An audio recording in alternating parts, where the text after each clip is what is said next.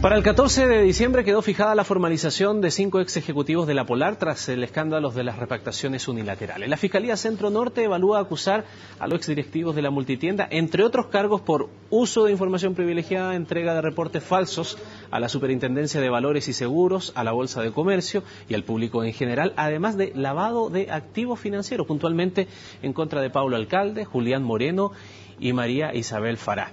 Estos últimos arriesgarían penas eventualmente que podrían ir desde los 5 años y un día hasta los 15 años de cárcel. Pero para eso falta mucho todavía, porque tendrá que transcurrir el juicio para probar eventualmente estas acusaciones. Nos acompaña el abogado Jorge Bofill, que representa al expresidente y gerente general de la empresa Pablo Alcalde. Abogado, muchas gracias por estar con nosotros. Bienvenido. Gracias a usted por la invitación.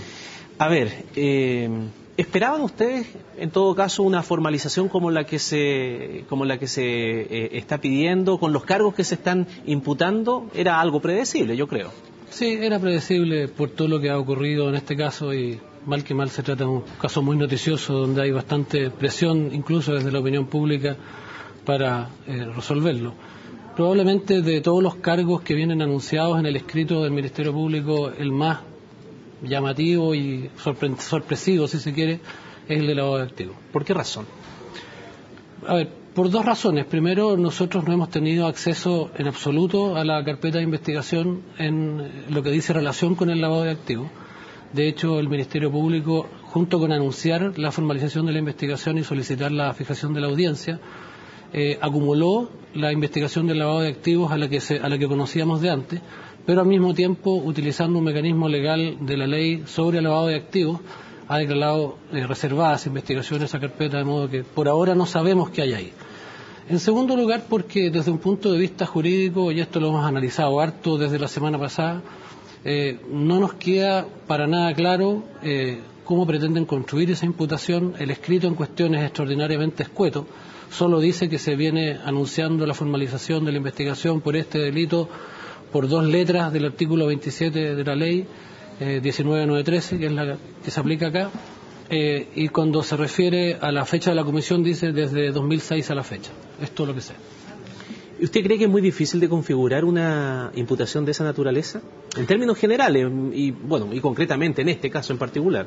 Lo que pasa es que el lavado de activos es un delito que se construye dogmáticamente a partir de la existencia de organizaciones criminales, típicamente o característicamente terroristas, o más aún tráfico de drogas, y lo que pretende el lavado de activos es evitar que dineros o activos que provienen de ese tipo de delitos sean introducidos al flujo financiero y de alguna manera adquieran la apariencia de ilicitud.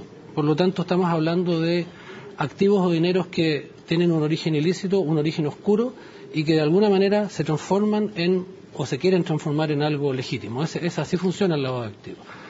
En este caso particular, la pregunta que surge frente a la imputación es ¿de qué activos estamos hablando? O sea, ¿qué activos se supone que lavaron los imputados en este caso, que permite imputarles que o bien ocultaron o disimularon su origen ilícito, que es una forma de cometer este delito, o bien que utilizaron dineros provenientes con origen ilícito?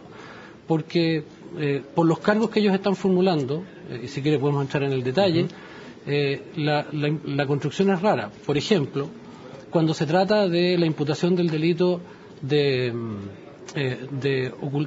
enviar información falsa a la Superintendencia de Valores, ese no es un delito que por sí mismo genere un flujo de dinero. Cuando alguien o una compañía manda a la FECU, a la Superintendencia de Valores, eso se hace público y eventualmente influirá a la baja o al alza en el precio de la acción. Pero las personas entre las que fluye ese dinero son los que compran y los que venden acciones. En este caso particular, la imputación se supone que determinadas personas habrían informado falsamente a la superintendencia, pero eso no les genera a esas personas ningún flujo de dinero.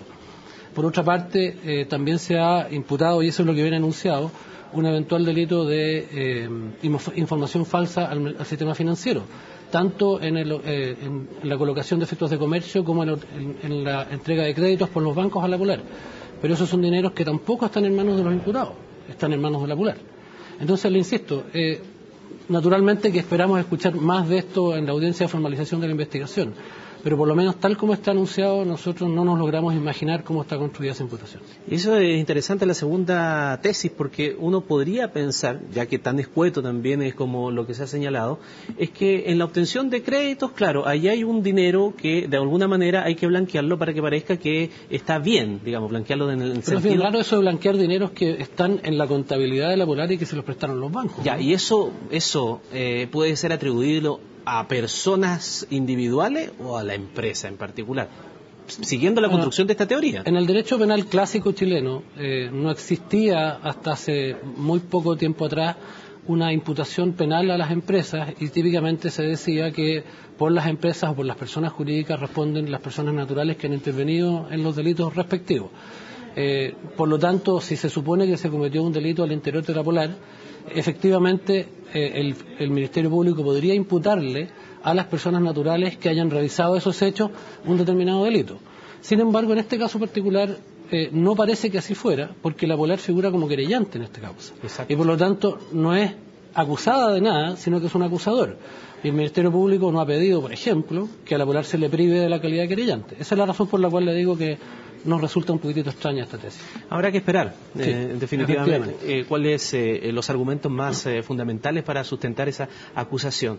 En cuanto a la responsabilidad, hemos visto en estos días distintas declaraciones de prensa. Han hablado algunos de las personas a los cuales se les imputa eventualmente los delitos y ha aparecido una suerte de acusaciones mutuas. No, yo no sabía, la verdad que parece que sabía él y él tenía conocimiento, pero yo no sabía nada. Y le pregunta uno a esa persona y sigue allá. Estoy hablando de los gerentes que acompañaban a Pablo Alcalde en el negocio de la Polar.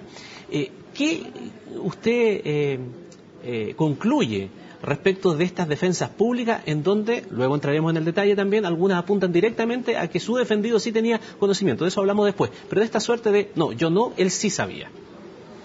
Bueno, yo básicamente lo que vi en estas entrevistas del fin de semana, pero también lo que he visto en la carpeta de investigación del Ministerio Público y en las declaraciones a la Superintendencia de Valores, no son varias versiones, yo creo que hay dos versiones. Una es la versión que proviene de la Gerencia de Productos Financieros, cuya cara más visible es Julián Moreno, y la otra es la versión de todos aquellos que interactuaban con Julián Moreno de alguna manera en la Polar a propósito de la información que éste producía y del manejo que éste hacía de los productos financieros de la Polar, incluyendo la cartera de crédito, porque la verdad sea dicha es que si uno ve las declaraciones de María Isabel Fará, de Nicolás Ramírez, que son dos de los que dieron entrevistas el fin de semana, pero también de otros como Pablo Fuensalida, el ex gerente de informática, y el propio Pablo Alcalde, todos ellos están de acuerdo en que ninguno de ellos conocía el problema de las repactaciones unilaterales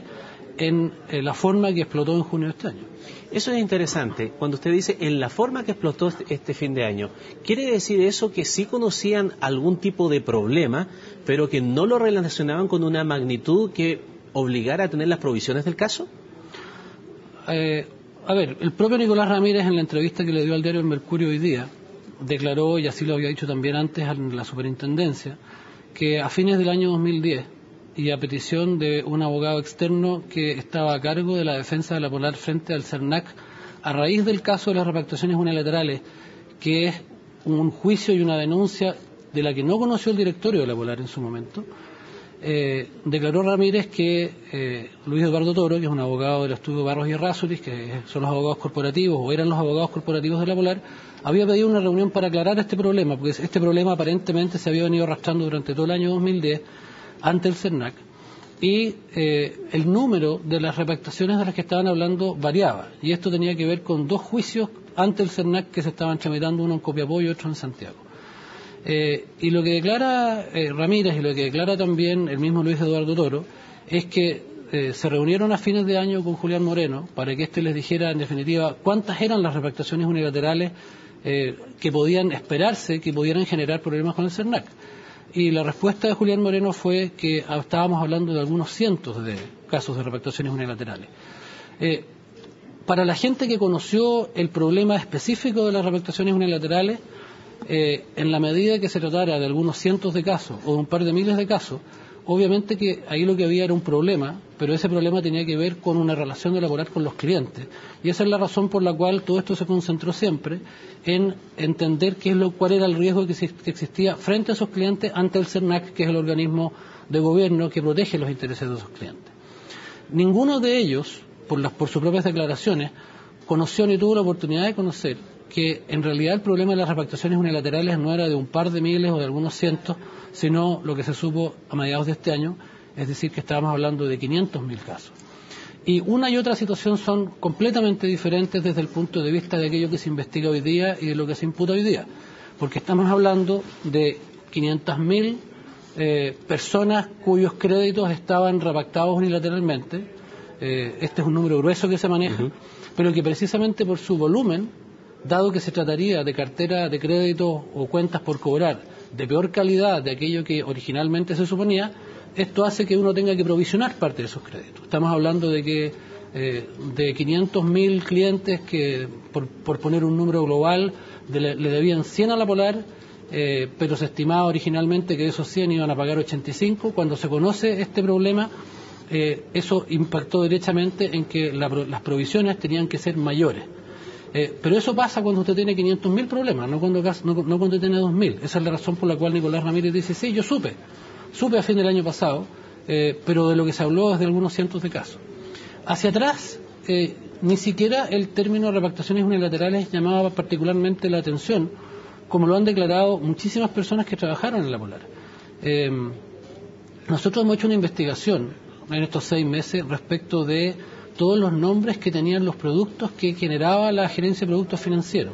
Y de hecho le entregamos, cuando Pablo Alcalde fue a declarar al Ministerio Público, le entregamos una lista de lo que hasta entonces teníamos identificados como nombres de estos productos financieros. En esa época eran 30, hoy son más de 40. Lo que algunos conocen como repactaciones unilaterales recibieron a lo largo del tiempo distintas denominaciones: Convenio Finiquito, René, y alguien que declaró recientemente en la superintendencia lo que dice es que en realidad para encontrar esa información en unos informes de gestión que se entregaban no había que buscar ni renegociación automática ni repactación unilateral, sino que renegociaciones por sistema. Lo que le quiero decir es que Julián Moreno dice la información estaba en los sistemas. Yo no sé si dice la verdad o no respecto a que estaba en los sistemas, pero de que era re difícil encontrarla, eso sí que es absolutamente claro. Y en eso coinciden todos los que no trabajaron en la Gerencia de Productos Financieros. Por eso le digo, acá no hay varias versiones, yo creo que hay 2 nomás. Bueno, dejo pendiente la pregunta para el otro bloque. Y si era tan complejo de encontrarlo, pero estaba ahí en el sistema, ¿eso también era tan complejo para la parte directiva mayor de la empresa que no tenía conocimiento de esto? Me lo responde a la vuelta. Volvemos de inmediato.